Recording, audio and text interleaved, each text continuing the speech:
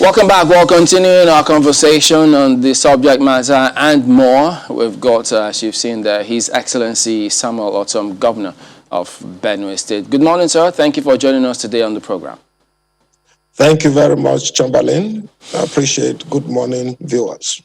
Okay, well, yeah, you've heard about it. Everybody's been talking about it. The president's approval of the recommendations of the committee to review with dispatch the 368 grazing sites across 25 states, which they've not disclosed those 25 states. You've been consistent in your perspective about some of these issues, but now, given this latest perspective, what do you think is going on? Thank you very much, Chamberlain. I want to say that I'm disappointed with the presidency. One, we expect that we're in a democratic governance, and the presidency would have understood this.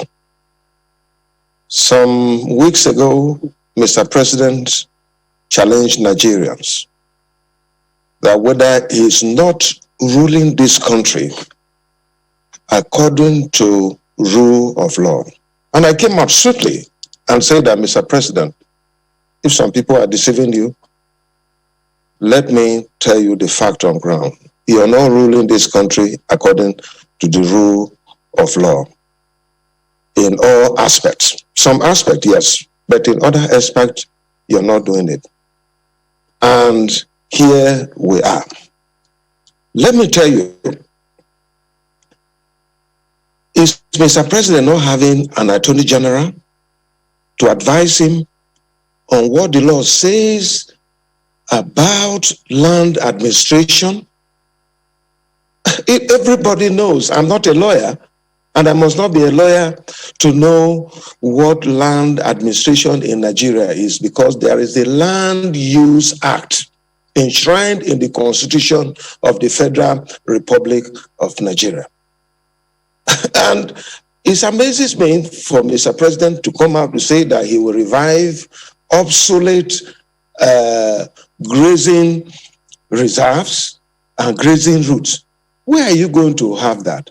I have had personal conversation with our president, and I've had personal conversation with Mr. President handlers.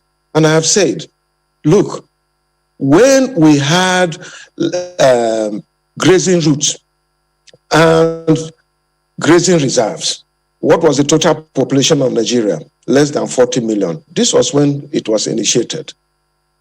But then it was as a result of the laws governing northern Nigeria. Today, as I talk to you, we're over 200 million people.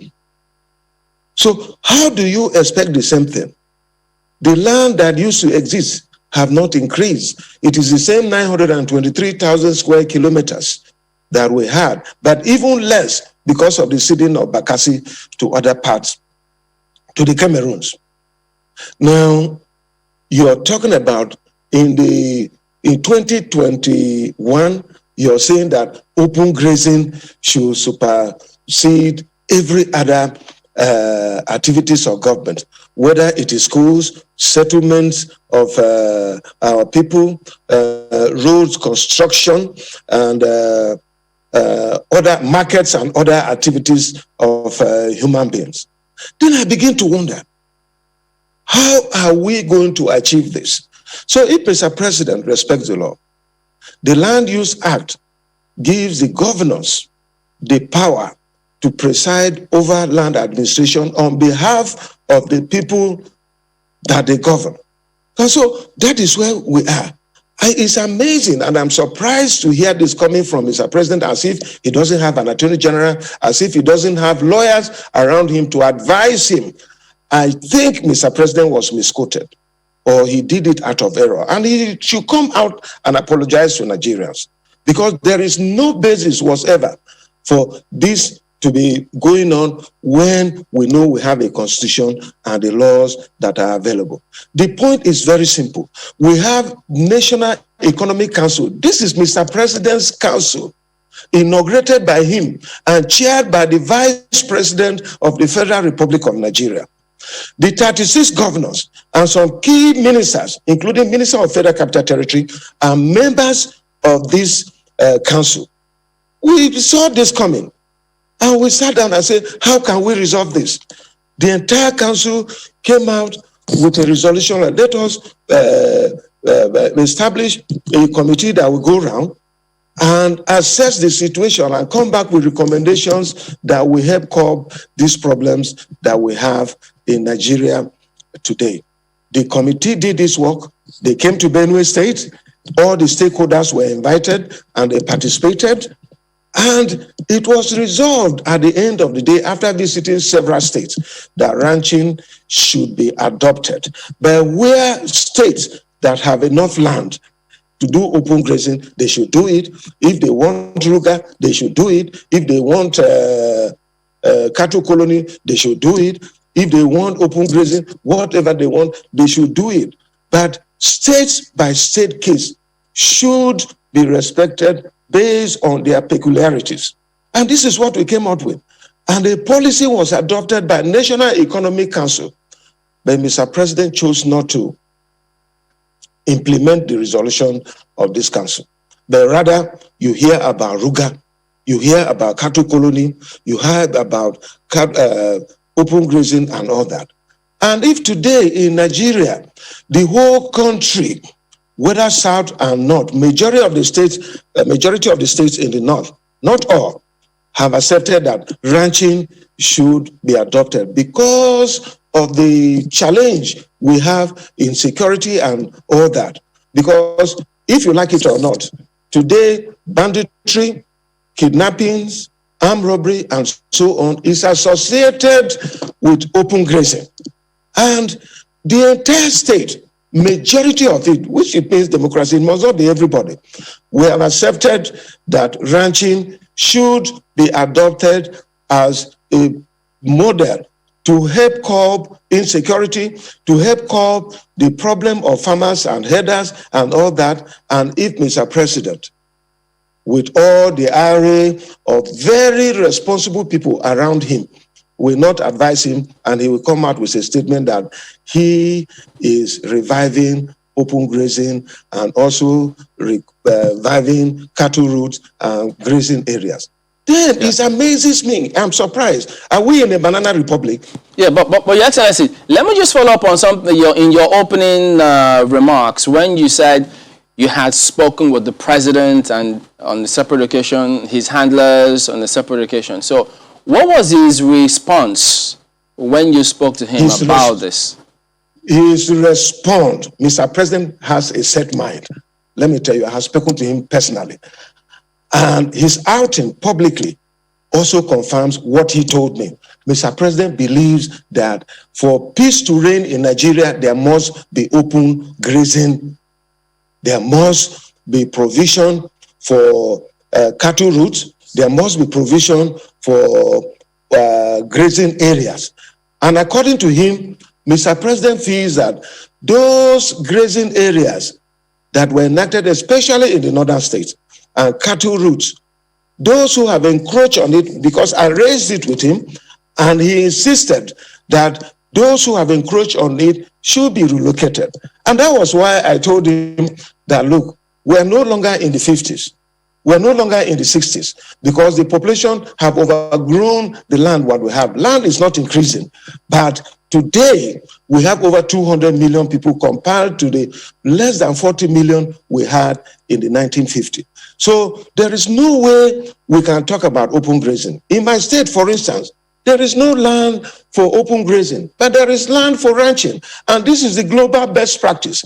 If we accept this problem will be over. And that is why most of my colleagues, in fact, the entire of my colleagues, irrespective of their party affiliation from the South, accepted that, look, the way to go, it is ranching.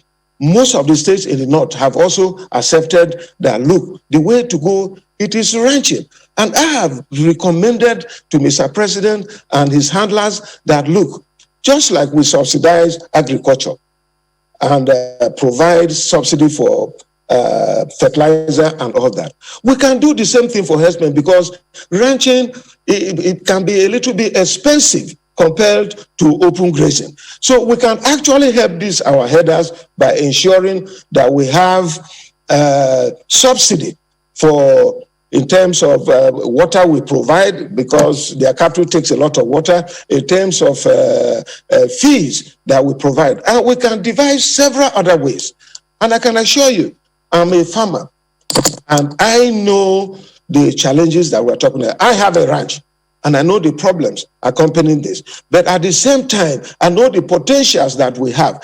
This is another way that we can provide millions of opportunities, millions of jobs, and also empower our people who, for now, when they cultivate rice and harvest the straw or soya beans, when they harvest the straw and all that is wasted and it is burnt. This can be turned into feeds. That is what I use in my ranch. And I've been saying that we can do all this. But Mr. President doesn't believe that. So I was not too surprised, but I was disappointed that after the entire country is talking about ranching. You have heard what Raji said, and many other responsible Nigerians who want this to be solved. But because I think Mr. President is pushing me to think that what they say about him, that he has a hidden agenda in this country, it is true, because it is very clear that he wants to Fulanize. But he is not the first person who was Fulani president. Shagari was Fulani president. Yaradua was Fulani president. They were the best president in the history. But President Buhari is the worst president when it comes to issues of security and keeping his promises. Go back and check in 2015. What did he say? Human rights issues. He talked about press freedom. He talked about the economy. He talked about corruption. He talked about security. Tell me one thing that Mr. President have achieved.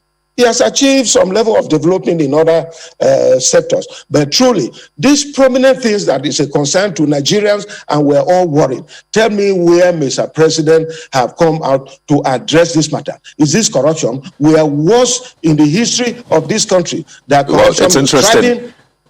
Your Excellency, it's interesting that you also score him well in some areas, at least said in some other sectors. I'm an objective person, and I always say the truth. Right. So I imagine that when this came out, maybe when the president first mentioned, these grazing routes during that interview a while back, you must have gone back in time as well to look at that law of 64-65, which is applicable, at that time, to northern Nigeria. And I'd like to find out what you found out, especially for Benue State. I mean, you've been at the receiving end of this, the farmer herders squabbles, for some time now. What did you find out regarding those old grazing reserves? How much of them are in Benue State, because they say 360 something across 25 states, but how much of those old grazing reserves are in Benue State? My brother, let me tell you, there is no grazing reserves. They are just trying to impose it on Benue as of today, just to punish us for our stand against the Fulanization agenda of Mr. President. That is it. There has not been any gazetted grazing reserve or grazing routes here in Benue State. Why is Mr. President trying to impose his will on Benue people? This will not be accepted. But even if the grazing reserves and grazing routes were applicable to Benue State, today we are no longer in the 60s. We are no longer in the 50s. And there is an act regulating land administration in Nigeria. We give the governors powers to preside over land. There is no politics. It is not Mr. President. This is a federation. Mr. President has his own responsibility, and we have our own. What we do is to complement each other. If federal government wants land, as I talk to you, and I have been given to them, they will apply. From me, in Benue State here, all the federal government agencies who apply for land, we give them. But it is true the land administration in Benue State. So that law, it is no longer applicable to Benue State. It is no longer applicable to other parts of Nigeria. And I think that Mr. President is wrong. And that is why I say that the lawyers around him, very senior lawyers, very responsible people. Why can't they advise Mr. President that what you're saying is wrong? They should be able to advise him before this thing happens, because it's contradictory. Let me tell you, even Mr. President accepts ranching. Or is it because he comes from Katsina State that he can give 6.5 billion naira for ranching and come back to say that other states must do open grazing? And you also heard the governor of Katsina State who said that open grazing is un-Islamic. Katsina State is predominantly an Islamic state. And he said that open grazing is un-Islamic. So is the Bible. In Exodus, the Bible bans open grazing. That is even before we came here. And so if Mr. President decides to go and give 6.5 million to Katsina and then abandon us, who started this project in 2016, even in the National Livestock Transformation Program, which we were all part of it, 36 governors and all of us did it, and Benue State was a champion of ranching in this wise. Mr. President have not cared to even put Benue on the map of the 7 pilot states that are designated to do ranching in Nigeria. So you begin to look at this level of injustice, unfairness, and inequity against us. Is it because we have stood against his colonization agenda? Mr. President, when he came in 2015, he said that he wants to be president for the entire country. He will be for nobody, but for everybody. But today, Mr. President has shown that he's a president for Fulani people and not for Nigerians. And that is why we're worried, and we have decided to voice out. Whether it is with the last pint of our blood, we are giving up, because at any given point, we must sacrifice. And at my age, I have no reason to be afraid of anybody or say the truth. The Bible says that you shall know the truth, and the truth will set you free. Whether they like it or not, this is where some of us stand, because we believe that this country belongs to all of us. Look at my cap. Anywhere I have been, I have portrayed the image of this country. Look at Nigerians' colors there and Benue colors. They are here. And so I believe in the unity of this country. And I cannot allow someone to destroy this country for no reason. All right, Your Excellency, we'll continue this conversation when we return from this break in just a moment. Please stay with us.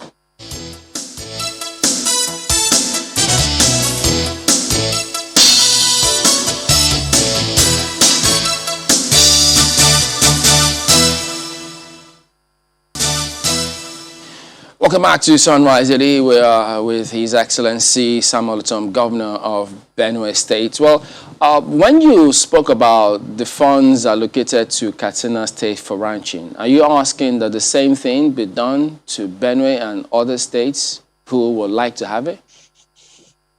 Thank you very much.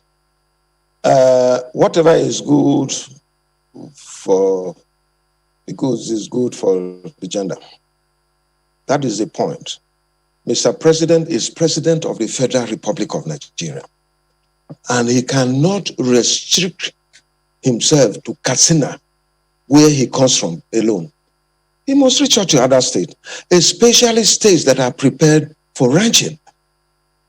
That is what he would have done, and that is what I'm saying, that every state in Nigeria that wants to do ranching, like the entire southern states, should also be supported with any support from the federal government.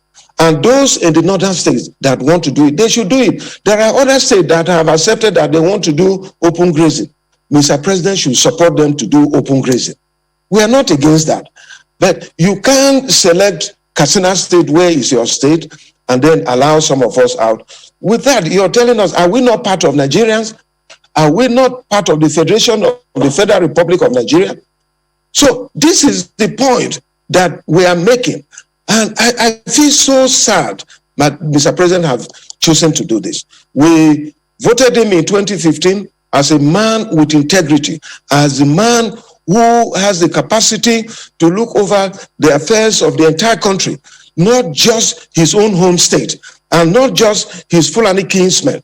There are no doubt, there are good Fulani men in this country. It will be a logical fallacy for me to say that all Fulani men are bad in this country. There are very responsible, like I've said, Shagari was a Fulani man, Yaradua was a Fulani man, but look at what they did. But Nigeria have never been divided in this manner. All that you hear Mr. President say is that what Jonathan did in 2015 and so on. And that was why the people of this country changed Jonathan and changed the PDP and gave APC mandate to fix Nigeria. But look, you heard what the former CBM governor and also former emir of Kano, you heard what he said. Nigeria in these 6 years have been taken back 20 years back. So we are back. We're not progressing. We have retrograded back 20 years as far as we're concerned in this country. And that is where we are. And it's amazing me for those who keep quiet. I want to let them know that the day of reckoning is coming when nobody will have a place to run. It is our right, it is our duty to call Mr. President to order that where he's taking this country is not correct. And that is why I commended him when he sought from Nigerians that, look, is he now governing the country well? Is he not governing the country according to the rules of the law? Is he not governing the country based on the Constitution of the Federal Republic of Nigeria? I came out the following day and swiftly told him that, Mr. President, if anybody tells you that you're governing the country according to the Constitution of the Federal Republic of Nigeria, they are telling you lies. They are just sycophants and mediocres trying to make from you. Otherwise, look at the Federal Character Commission. Are we saying that the appointments at the federal level, is it what represents federal character in this country? Is it not nepotism that is going on? Look at everything. And Mr. President seems to keep a blind eye, and people keep quiet. They don't want to say it. But for some of us, we have given ourselves that whatever happens, for speaking the truth, let it come. I'm not just a Christian. I'm a born-again Christian. And we believe in the Bible. We believe that other religions should also live. That is why you have not had any religious crisis here in Benue State. Because whether you want to be a Christian, you want to be an Islamic scholar, or you want to practice Islam, you want to practice paganism, you want to practice native religion, you're free to do that. But others are free to do that. But where people are just trying to coerce us, look at the attacks. As I talk to you, how can I be a happy man when I have over 1.5 million IDPs every day crying, staying in the rain? What have Mr. President done as the president of this country? I feel pained, and I feel so sad that we're really disappointed here in Benue State, and all that they do is to insult me when I say the truth and try to advise Mr. President. They stop me from even visiting Mr. President. That they provide funds for other states to solve their basic problems. I came here in Benue State. I had arrears of over 70 billion, and I told Mr. President, I wrote to him, 28 billion was allocated as bailout funds, which we are still paying. And I tell you, other states had the same thing. But now Mr. President have chosen to give it to other states that are APC with him. No wonder a former chairman said that when you're APC, your sins are forgiven and everything will go right. Is the president a president for APC or for Nigerians? So these are the issues. Well, and Governor, quite a lot of them you have raised indeed. And, you know, it's quite important, especially when you talk about that religious freedom. And I think that's the way to go clearly, especially because we've seen what this can do. But it's like we've been here before, really, because you talked about we've gone back 20 years. And I recall that time as well, there was a first National Livestock Development Project, the FNLD, now it's NLTP. And at that time, the federal government gave 50% of the funds, states contributed 25%, and the World Bank gave 25%. That was at that time. And now that you're saying, well, you're open to having... Oh, yes. So now that you're saying your state is open to getting some sort of seed fund like Katsina State got as well, in what way would it work? If the federal government is given, how much stakes, how much say will the federal government also have in how the business is run? there is a National Livestock Transformation Committee here in Benue State. And we leave room. And we're not just talking about ranching cows. We're talking about ranching pigs. And in any case, I'm a chief man from Benue State. If you ask any chief man in Benue State that which is the sweetest meat in the whole world, they will tell you that pig is second, because they have not had the privilege of eating all the meat in the world. So we are also ranching pig here in Benue State and other forms of livestock and even poultry. We're doing it. So in the document of the National Livestock Transformation Plan, we captured all this into it, and we are ready to key into it. But government was supposed to give us some seed funds.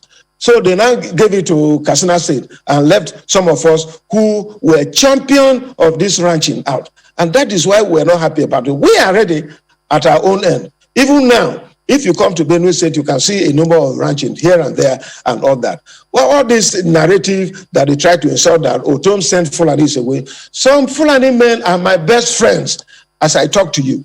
And nothing like that has gone. We have not sent any Fulani man or Hausa or Yoruba or Igbo man away from here.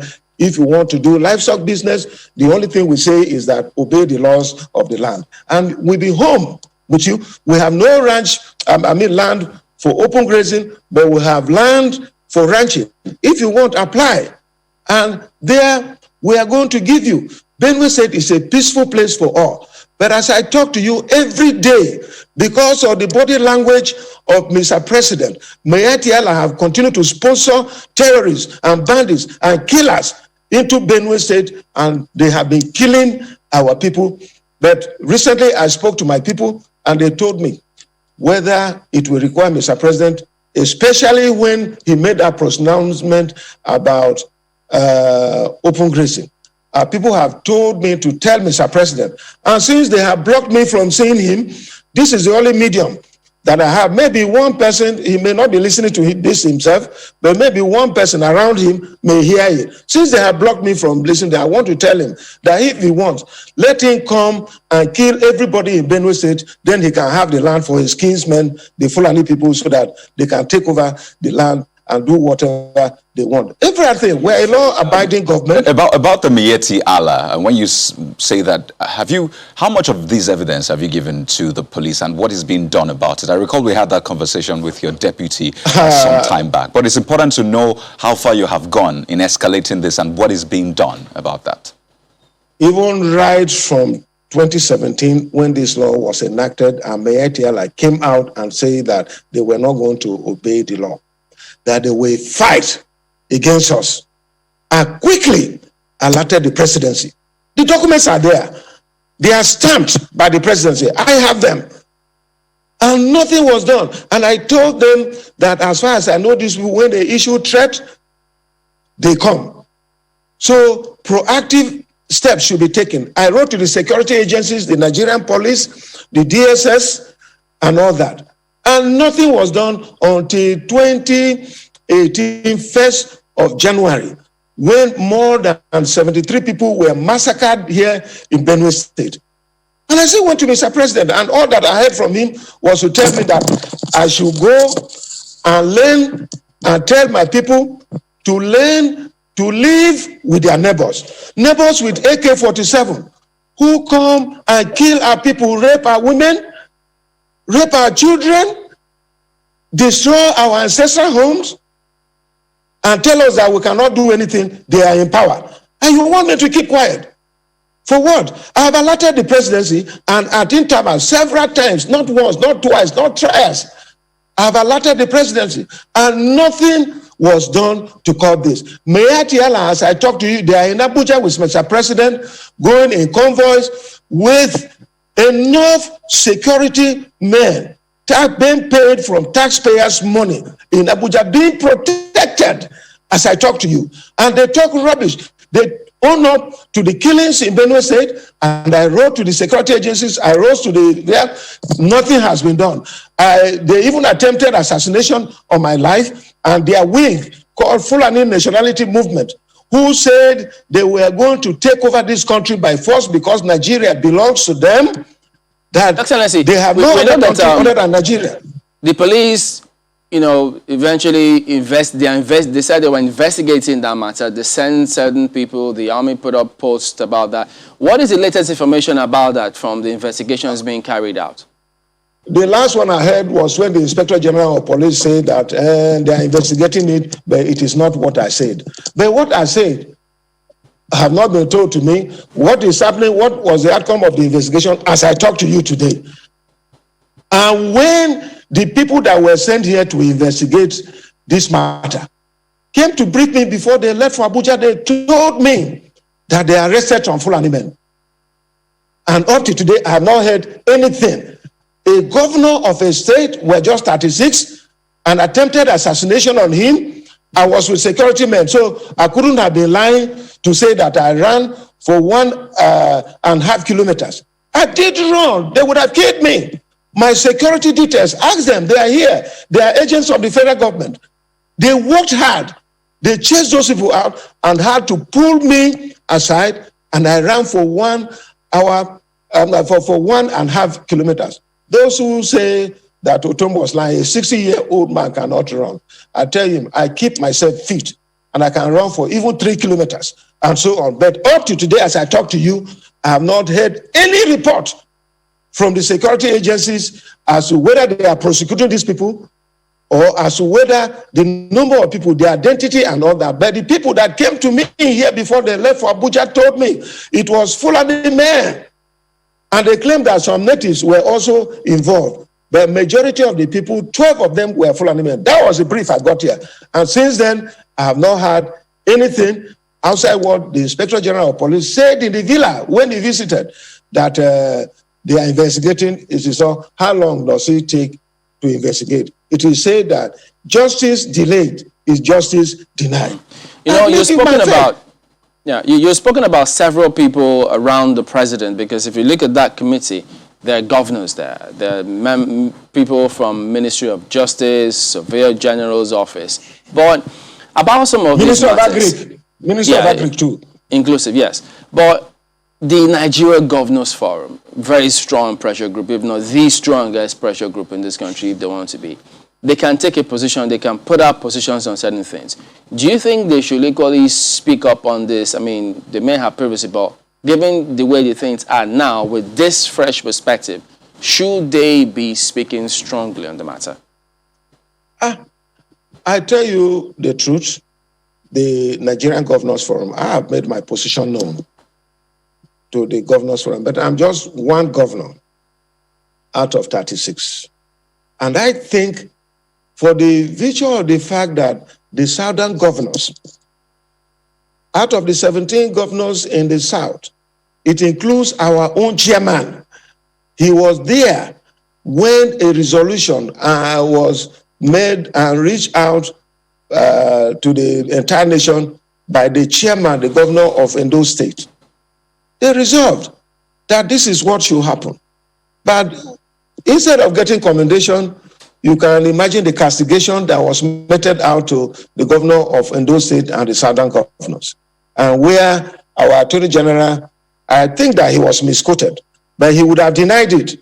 I like giving people opportunity to own things for themselves. He said that what the southern governors did was as good that the northern governors should also meet and say that there shouldn't be sale of spare parts in the north. What relationship have this thing we're discussing with the matter of spare parts? That I don't know. So I think the position is known. And as I said, most of the governors in the north have spoken. But I think that the challenge we have here is that most people are afraid to confront this matter because of the fear of EFCC and so on. So they are afraid to come. But I tell you, what corruption are they fighting? Let me say, I've always said that if they want, they can come here in Benue State and do whatever they want. But posterity will judge them. But I think that this is the problem that is happening. Most people are afraid when you speak the truth as it is, EFCC will come after you. Even the young man who is the AFC chairman, I believe he has the zeal when he came in and all the things that he say he wants to work. But he's being frustrated as I talk to you today, you know? So this is the point. But I have made my position, and the majority of the governors in Nigeria have made their position that the presidency is frustrating this. Otherwise, how do you account for the decision and the policy that the National Economic Council made on solving these problems once and for all, and the presidency reversing it, that quickly they should go there? In Benue State, nobody will come here to talk about that, except you can kill me or you can do whatever you want with me. I don't care. But as long as I have the mandate of my people, I still remain committed to working with them. And I want to say this to the presidency, that they will not remain there forever. Goodluck was not there forever. Obasanjo was not there forever. Abacha was not there forever. One day, when God decides, they will see the result of it. But this kind of deceit and lies and frustration that we're getting from this kind of government should not be accepted. This is not right. And I think that Nigerians, we own this country as a people. They should rise up and speak. This thing, they are protecting themselves. I borrow words from my friend Dilo Malai. If you talk, you die. If you don't talk, you also want to die. So why should we keep quiet? Just speak the truth and let it be known and let it be on record. If I die today, let it be on record that I believe in a cause, I fought for it, and I stand for it, and there I remain. And because I love our country, Nigeria.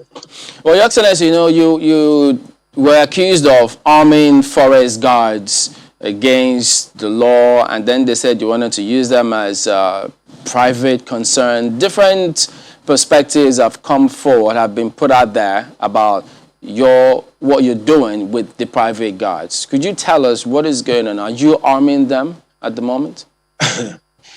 Thank you very much for asking me to clarify this matter.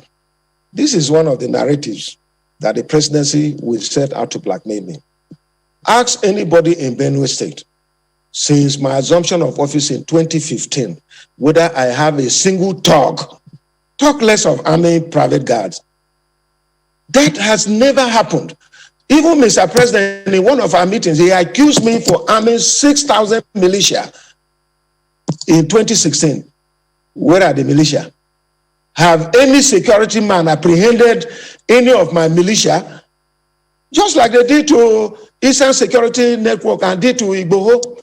And that is what we keep saying. If you did that to Igboho and did that to Kanu and did that to Eastern Security Network, why can't you do it to Fulani herdsmen? Yesterday, I was listening in this medium, and I was told that 15 of our kidnapped children in Kaduna were released, remaining 68. Can you imagine, for months? Take it, Chamberlain.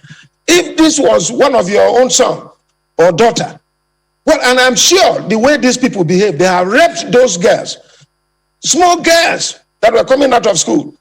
This is the pace we have. So they leave the main thing and begin to chase shadows. Where is one militia owned by Ortom that have been arrested?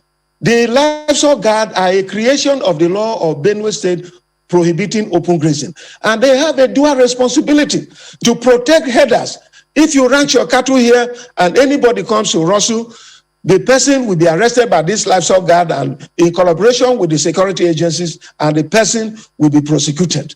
And if you bring open grazing in Benue State, you'll be arrested and prosecuted. And that is what we're doing. We believe in the rule of law. I don't believe in lawlessness. I believe in the rule of law. So there is no single militia group that is sponsored by me. Even talks in the state, they used to exist. Even when you go to build a house, they will come after you. Come to Benue State now. Anything you want to do here, develop, nothing will happen to you. So it is a lie from the presidency to try to change the narrative and to turn away the actual thing that is happening away from the people. Why do they accuse you and some politicians in Benue of associating with Ghana, as it were? Ghana, when I came in 2015, I made it public. It was in the State Security Council that we decided to grant amnesty to Ghana. And that was granted. He returned some weapons. And several of them, him alone, returned over 78 rifles. Ghana alone, and several other criminals brought weapons. We accepted this and supported them. I even provided means of livelihood to him and his cause. This was going on. But very soon we discovered that he was using the opportunity we granted to him and committing crimes. So we revoked the amnesty that we granted to him. What else will I have done? When I came in, I said that we're going to use stick and carrot approach. The carrot approach was to grant amnesty, which was approved by my Benue State Security Council. And this we carried out. But as soon as we discovered that he was going contrary to the provisions of the amnesty we granted to him, we decided to revoke it. And then he went into hiding. And I gave active support. Ask the Abakari group, ask the DSS group, ask the army, ask all the security agencies, the civil defense and all that. I actively supported them to apprehend Ghana, you know. And that was what was going on. I never played around with him. I don't condone. I told you I'm a born-again Christian. And I know that even the things that I do, if I cannot account to the people that I represent, God will also ask me one day, Ortom, what did he do? So it is not about the people, but it is about my faith before God Almighty on my last day and on the judgment seat that I do. So I have no single talk. I have no single militia. You can come and ask them. In 2015, no militia, no talk made me governor. In 2019, no militia, no talk. But the people of Benue State. So I work with them, and periodically I have stakeholders meeting with them. Like I'm going to have another one on Monday on the privatization matter that so many people are using to blackmail me and so on. And we'll discuss a number of issues, including security matters that concerns us, because I remain a democratically elected governor of Benue State, and I listen to what my people want, and I work with them. So it is cheap blackmail from the presidency to divert attention so that they can do their jihadist and Fulanization agenda of this country. I want please squeeze this in. Your Excellency, if we could just squeeze this in as we wind down in about a minute. Recall the judgment about the collection of VAT, saying that states are entitled to collect VAT and not the FIRS. We've seen Rivers State especially following suit by signing into law a bill that says, well, they are entitled to collect that. What is your state doing regarding that? Because I know that revenue generation is a big deal for states now. Thank you very much. I think that I'm someone who believes in the rule of law and due process. Whatever the court says, we'll work with it. Whatever, if we're not satisfied, we can also go to court. We have the liberty to go to court, but we must respect the laws of the land. Anything that will make us not respect and obey the laws of our land, we are heading to lawlessness. And when there is lawlessness, there will be anarchy. So I have no issue with that. I understand that the Federal Inland Revenue have launched an appeal. If at the end that comes, but as for now, my Benue State Executive Council is looking at the implication and what we need to do as far as we're concerned. But I tell you, the ultimate will be that we respect the laws of our land. All right, then we do thank you very much indeed for talking to us today, His Excellency Samuel Ortom, Governor of Benue State. Thank you very much.